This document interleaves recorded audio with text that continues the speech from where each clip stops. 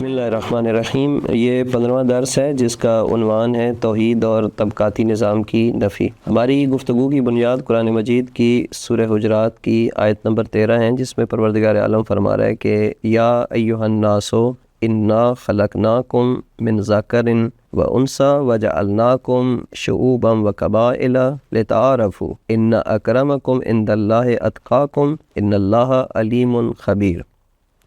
اے لوگو، ہم نے تم سب کو ایک مرد اور ایک عورت سے پیدا کیا اور تمہیں قوموں اور قبیلوں میں اس لیے تقسیم کیا تھا کہ تم ایک دوسرے کو پہچانو۔ بے شک اللہ کے نزدیک تم میں سب سے زیادہ عزت والا وہ ہے جو سب سے زیادہ متقی ہے۔ یقیناً اللہ سب کچھ جاننے والا باخبر ہے۔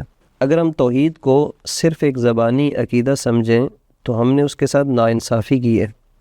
توحید صرف اللہ ایک ہے کہنے کا نام نہیں ہے، بلکہ توحید ایک ایسا عقیدہ ہے جو انسان کو عمل پر ابھارتا ہے اور انسان کے کاندھوں پر ذمہ داریاں ڈالتا ہے، اور یہ ذمہ داریاں صرف فرد کی ذاتی زندگی تک محدود نہیں ہوتیں، بلکہ ان ذمہ داریوں کا تعلق معاشرے، نظام اور اجتماعی ڈھانچے سے ہوتا ہے۔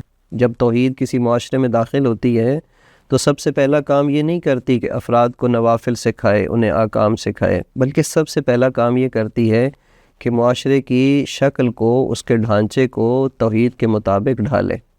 پہلے نظام بدلتا ہے، پھر فرد کی اصلاح ہوتی ہے۔ توحید کی پہلی ذمہ داری یہ ہے کہ عبودیت اور اطاعت صرف اللہ تبارک و تعالیٰ کے لیے، اور دوسری بڑی ذمہ داری یہ ہے کہ ایک مواحد معاشرہ تشکیل دیا جائے، اور مواحد معاشرے کی اور توحیدی معاشرے کی سب سے واضح نشانی کیا ہوتی ہے؟ غیر طبقاتی نظام۔ توحیدی معاشرہ وہ ہوتا ہے جہاں سب انسان ہونے کی بنیاد پر برابر ہوں، جہاں حقوق نسل، رنگ، قبیلے اور دولت اور طاقت سے طے نہ ہوں، جہاں وسائل دینے میں مساوات اور نتائج دینے میں عدالت ہو۔ لیکن تاریخ ہمیں یہ بتاتی ہے کہ طبقاتی فرق ایک ایسا پرانا زخم ہے جو صرف جاہلیت کا مسئلہ نہیں تھا، آج کے جدید معاشرے میں بھی یہی بیماری موجود ہے۔ طبقاتی نظام کا مطلب یہ ہے کہ ایک طبقہ محرومی سہنے کے لیے پیدا ہوا ہے اور دوسرا طبقہ عیش کرنے کے لیے۔ ایک گروہ خدمت کرے، خاموش رہے، شکوہ بھی نہ کرے، اور دوسرا گروہ اقتدار، دولت اور سہولتوں کا مالک بن جائے۔ ہندوستان کی قدیم تہذیب اس کی ایک واضح مثال ہے، جہاں معاشرہ 4 طبقوں میں تقسیم تھا۔ اس کا سب سے بڑا طبقہ براہمن تھے، جو ان کے علماء اور مذہبی قیادت پر مشتمل تھا، اور ان کا سب سے نچلا طبقہ شودر کہلاتا تھا، اور تصور یہ تھا کہ یہ سب براہمن کے وجود سے خلق ہوئے ہیں۔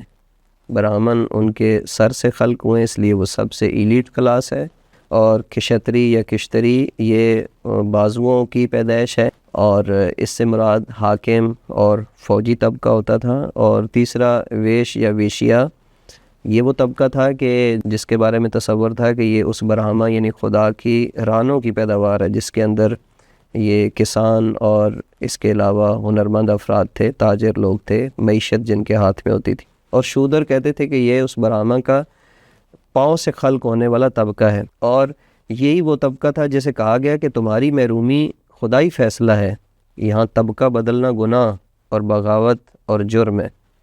اب سوال یہ ہے کہ کیا وڈیرا اور سرمایہ دار طبقہ خود بخود اپنے ناجائز قبضے چھوڑ دیتا ہے، یا محروم طبقے کو اپنے حق کے لیے کھڑا ہونا پڑتا ہے؟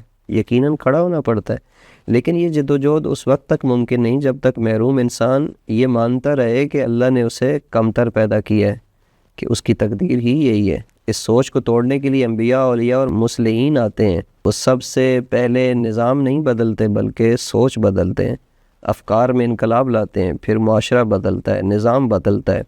اس لیے رسول خدا نے اعلان فرمایا، ابوہم آدم و امہم حوا، سب کا باپ آدم ہے اور سب کی ماں حوا۔ آج کے بعد کسی گورے کو کالے پر، کسی عربی کو اجمی پر کوئی فضیلت حاصل نہیں ہوگی۔ فضیلت کا صرف ایک ہی معیار ہے، اور وہ تقوی ہے، اور یہی بات قرآن نے اعلان کی، ان اکرمکم عند اللہ اتقاکم۔ اللہ کے نزدیک سب سے معزز وہ ہے جو سب سے زیادہ متقی ہے۔